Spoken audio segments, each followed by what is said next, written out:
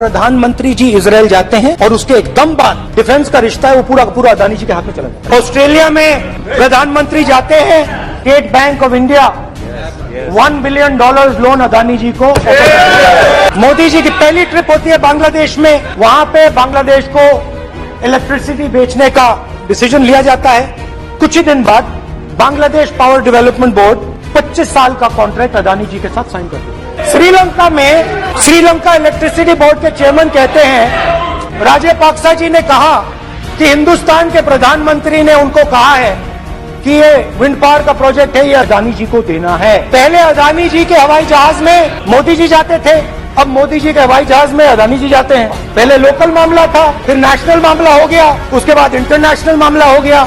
ये हिंदुस्तान की foreign policy नहीं है, ये अदानी जी की फॉरेन पॉलिसी है, उनके बिजनेसेस बनाने की फॉरेन पॉलिसी है। तो मेरा सवाल प्रधानमंत्री जी से, और सिंपल सवाल है, प्रधानमंत्री जी आपकी फॉरेन ट्रिप्स पे अदानी जी और आप कितनी बार एक साथ गए?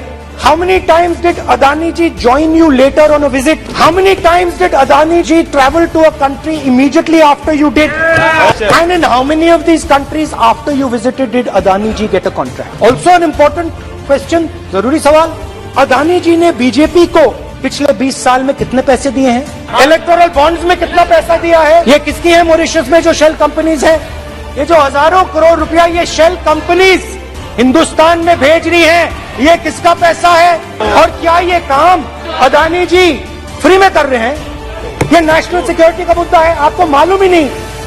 घर में नागपुर में रहे कि नहीं रहे, और प्रणब मुखर्जी साहब वो आरएसएस के फंक्शन में जाते रहे, वो आपके सदस्य हैं कि नहीं है? दो सवाल ये है सर। तीसरा सवाल ये है कि श्रीलंका के राष्ट्रपति के साथ जो श्रीलंका के राष्ट्रपति ने एक्सप्लेनेशन दिया है, आप उससे एग्री करते हैं कि नहीं करते हैं? या चाइना के साथ जो कांग्रेस पार्टी का एग्रीमेंट हुआ, आप चाइनीज एजेंट की तरह बिहेव करने की कोशिश कर रहे हैं? चौथा सवाल ये है सर। पांचवा सवाल यह है कि ऑस्ट्रेलिया में जो माइंस मिला अडानी साहब को, वो आपकी सरकार ने 2010 में दिया कि नहीं दिया सर? इसके बाद जो छठा सवाल है सर कि जीएमआर और जीवीके के लिए आपने रूल चेंज किया कि नहीं किया, और जीएमआर जीवीके को उस वक्त एयरपोर्ट चलाने का, संचालन करने का एक्सपीरियंस था कि नहीं था? आठवां सवाल मेरा यह है सर कि क्वात्रोची जी को भगाने में आपके सरकार की माधव सिंह सोलंकी से लेकर HR भारद्वाज की क्या भूमिका थी? उनके साथ आपके रिलेशन थे कि नहीं थे?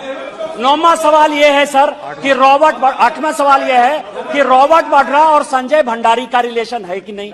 12 ब्रांसन स्क्वायर जो लंदन में उनका मकान है, वो मकान रॉबर्ट वाड्रा साहब का है कि नहीं?